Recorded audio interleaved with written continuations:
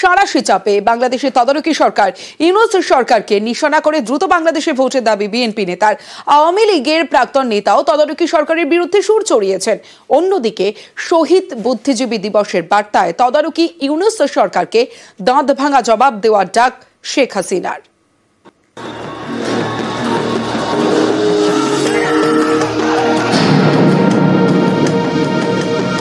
এই সরকার অন্তর্বর্তীকালীন সরকার, আমরা সবাই মিলে এই সরকারকে আমরা দায়িত্ব দিয়েছি। দয়া করে রাজনৈতিক দলগুলোকে বা রাজনীতিকে আপনাদের প্রতিপক্ষ বানাবেন না। এখন যে সরকার আছে সেটা তো অন্তর্বর্তী সরকার। এই সরকার কতদিন থাকবে? যে দেশ চালায়নি, দেশ সম্পর্কে জানে না, যে মানুষ সম্পর্কে জানে না, সে দেশের ভালো করবে কিরকম করে? অতএব এই সরকার ভালো মানুষ কিন্তু কাজের মানুষ নয়। ভোটে জেতা সরকারকে ফেলে তদারকি সরকার, এখন আবার নতুন করে ভোটের দাবি। অগাস্ট থেকে বাংলাদেশে অন্তর্বর্তী সরকার নেতৃত্বে নোবেল জয়ী মোহাম্মদ ইউনূস। বিভিন্ন মহলের দাবি, তার জমানায় বাংলাদেশে অস্থিরতা বেড়েছে, সংখ্যালঘুদের উপর নির্যাতন হচ্ছে বলে অভিযোগ। এই নিয়ে আন্তর্জাতিক চাপ রয়েছে। আর এই পরিস্থিতিতে বাংলাদেশে দ্রুত ভোটের দাবি বিএনপি নেতা। আমরা আশা করি খুব দ্রুত জনগণের ইচ্ছা অনুযায়ী নির্বাচনের ব্যবস্থা হবে, অবাধ সুষ্ঠু নিরপেক্ষ নির্বাচন। নির্বাচনের মধ্যে দিয়ে জনগণ তাদের প্রতিনিধি নির্বাচন করার সুযোগ পাবেন, পার্লামেন্ট করার সুযোগ পাবেন। দ্রুত ভোটের দাবি তুলে তদারকি সরকারের উপর চাপ সৃষ্টি করতে চাইছে বিএনপি। পাশাপাশি ইউনূস সরকারকেও নিশানা করেন বিএনপি নেতা। এই সরকার অন্তর্বর্তীকালীন সরকার, আমরা সবাই মিলে এই সরকারকে আমরা দায়িত্ব দিয়েছি। বিশেষ করে আমরা বিএনপির তরফ থেকে প্রথম থেকেই তাদেরকে আমরা সমর্থন দিয়েছি। কিন্তু যেন এই কথা বলেন যে রাজনৈতিক দলগুলো অন্তর্বর্তীকালীন সরকারকে ব্যর্থ করার জন্য কাজ করছে, এটা অত্যন্ত মারাত্মক একটা অভিযোগ। আমি তীব্রভাবে প্রতিবাদ করছি এবং আমি মনে করি যে এই ধরনের উক্তিটা প্রত্যাহার করা উচিত। যে দয়া করে রাজনৈতিক দলগুলোকে বা রাজনীতিকে আপনাদের প্রতিপক্ষ বানাবেন না। এখন যে সরকার আছে সেটা তো অন্তর্বর্তী সরকার। এই সরকার কতদিন থাকবে জানি না। 1.5 বছর পরে নির্বাচন যদি হয় তাহলে এই সরকারের আইন 1.5 বছর। এই সরকারে যারা এসছে তারা নিজের নিজের জায়গায় সফল, এরা ভালো মানুষ বলে পরিচিত। ঘুষ এখনো চলে না টুকটাক। আরে ভাই, আমি একে সরলাম কি বিকে বসাবার জন্য? আমি এক চোর বদলে আরেক চোরকে বসাবার জন্য কাজ করেছি। নাগরিক ঐক্যর নেতা মাহমুদুর রহমান মান্না ছিলেন আওয়ামী লীগের নেতা। বিভিন্ন সময় তিনি শেখ হাসিনা সরকারের সমালোচনা করেছেন। এবার তার নিশানায় ইউনূস সরকার। এই সরকারে যারা এসছেন তারা ভালো মানুষ, তারা লুটেরা না, তারা মিথ্যুক নয়, তারা প্রতারক নয়। যে দেশ চালায়নি, দেশ সম্পর্কে জানে না, যে মানুষ সম্পর্কে জানে না, সে দেশের ভালো করবে কিরকম করে? অতএব এই সরকার ভালো মানুষ কিন্তু কাজের মানুষ নয়। শনিবার বাংলাদেশের শহীদ বুদ্ধিজীবী দিবস। এদিন দেশ জুড়ে নানা কর্মসূচি পালন করে আওয়ামী লীগ। তার আগে দলের নেতাকর্মীদের বার্তা দেন শেখ হাসিনা, নিশানা করেন ইউনূস সরকারকে। বিবৃতিতে হাসিনা জানান, জাতির এক গভীর সংকটময় মুহূর্তে এবছর শহীদ বুদ্ধিজীবী দিবস পালিত হচ্ছে। স্বাধীনতা বিরোধী এবং বুদ্ধিজীবী নিধনকারীদের দোসররা দেশি বিদেশি ষড়যন্ত্রের মাধ্যমে নির্বাচিত আওয়ামী লীগ সরকারকে হটিয়ে অবৈধভাবে ক্ষমতা দখল করে সাধারণ মানুষের উপর অমানবিক নিপীড়ন নির্যাতন চালাচ্ছে। স্বাধীনতা বিরোধী অপশক্তির এসব অপকর্ম বীর বাঙালি কোনোদিন মেনে নেয়নি, ভবিষ্যতেও নেবে না। এদের দাঁত ভাঙা জবাব দেওয়ার জন্য আমি মুক্তিযুদ্ধের চেতনায় বিশ্বাসী, সকলকে ঐক্যবদ্ধ হওয়ার আহ্বান জানাচ্ছি। যেভাবে অর্থনীতি চলছে তাতে মোহাম্মদ ইউনূসের পক্ষে ভারসাম্য রাখতে পারছেন। এই জায়গায় দাঁড়িয়ে যদি রোহিঙ্গারা রিফিউজি ক্যাম্প ছেড়ে আরো ভেতরের দিকে ঢোকার চেষ্টা করে এবং রোহিঙ্গা এই রিফিউজি ক্যাম্পগুলো কতদিন মেনটেন করতে পারবে, এটাও কিন্তু যথেষ্ট সন্দেহ আছে। বাংলাদেশের অর্থনীতিতে একটা বিশাল চাপ পড়বে। আমার মনে হয় না যে ইউনূস সেই পজিশনে আছে যে নতুন যে রিফিউজির চাপ সেটা সহ্য করতে পারবে। নিউজ 18 বাংলা।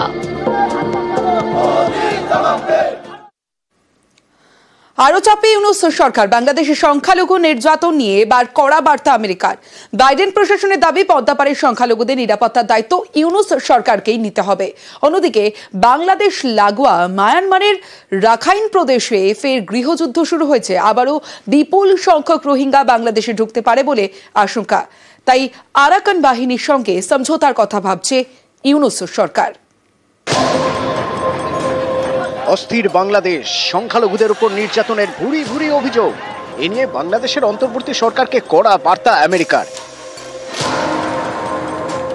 বাইডেন প্রশাসনের দাবি, মোহাম্মদ ইউনূসের সরকারকেই বাংলাদেশের সংখ্যালঘুদের নিরাপত্তার দায়িত্ব নিতে হবে। President's following events closely as well. The security situation in Bangladesh has been difficult following the ouster of the former prime minister, and we've been working closely with the interim government to enhance the capability of their law enforcement and security services to deal with the challenge. We've been very clear in our engagement with all Bangladeshi leaders that protection of religious and ethnic minorities is absolutely critical, and the leaders of the interim government have repeatedly committed to providing security to all Bangladeshis regardless of religion or ethnicity. We want to hold them to that. গত অগাস্টে দেশ ছাড়েন শেখ হাসিনা। তারপর থেকেই বাংলাদেশের পরিস্থিতির অবনতি হয়েছে বলে দাবি আমেরিকার। সংখ্যালঘুদের উপর হামলা, বাড়িতে এবং ধর্মীয় স্থানে ভাঙচুরের খবর সামনে এসেছে। সংখ্যালঘু অত্যাচারের ঘটনা স্বীকারও করেছে সে দেশের তদারকি সরকার। বাংলাদেশের সংখ্যালঘু নির্যাতনের বিরুদ্ধে আমেরিকাতেও অনেকে পথে নামেন। সে দেশের বিভিন্ন শহরে চলে বিক্ষোভ। এবার বাংলাদেশের অন্তর্বর্তী সরকারকে কড়া বার্তা আমেরিকার। একই ইস্যুতে আগেই উদ্বেগ প্রকাশ করে ঢাকাকে কড়া বার্তা দেয় নয়াদিল্লি।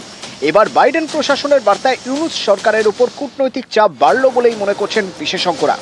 হ্যাঁ, দেখুন, বাংলাদেশে যে সংখ্যালঘুদের উপরে যে নৃশংস আক্রমণ হচ্ছে তার প্রতিবাদ সারা বিশ্বে, এমনকি আমেরিকার সবকটা বড় বড় শহরে সেখানকার বা ইন্ডিয়ান আমেরিকানস তারা কিন্তু পথে নেমেছে, প্রতিবাদ করছে চারিদিকে। সব জায়গায় মানুষ মনে করছে যে হিন্দুরা বাংলাদেশে আক্রান্ত এবং সরকার সেখানে কোনো ব্যবস্থা নিচ্ছে না।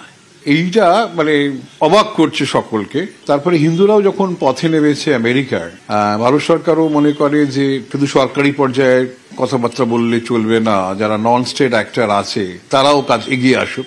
পথে নেমেছে তাই এরা সারা বিশ্বেই নানান জায়গায়। আমেরিকা এখন বুঝতে পেরেছে যে নীরব থাকা যাবে না।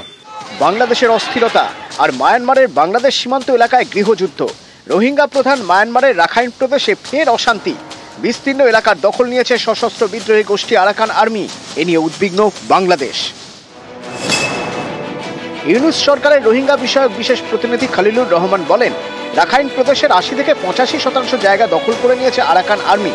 বিশেষ করে যেসব এলাকায় রোহিঙ্গাদের প্রধান বসবাস সেগুলি তাদের নিয়ন্ত্রণে। বাংলাদেশ মায়ানমার সীমান্ত আরাকান আর্মির নিয়ন্ত্রণে।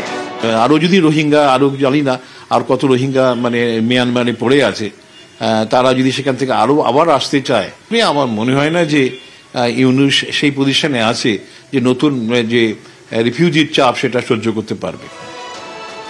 রোহিঙ্গা অনুপ্রবেশ ঠেকাতে আরাকান আর্মির সঙ্গে যোগাযোগের চেষ্টা করছে বাংলাদেশের অন্তর্বর্তী সরকার। নিউজ 18 বাংলা। বাংলাদেশে অশান্তির যে দ্বিপাক্ষিক বাণিজ্যে প্রভাব, পেট্রাপোল সীমান্তে কমেছে আমদানি রফতানি।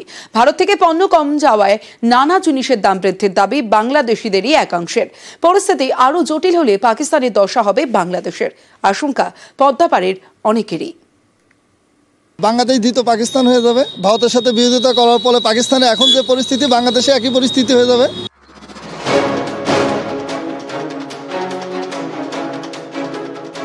ইসকনের সন্ন্যাসী চিন্ময় কৃষ্ণ দাস গত মাসের শেষের দিকে তাকে গ্রেপ্তার করা হয়। এরপর থেকেই অশান্ত বাংলাদেশ।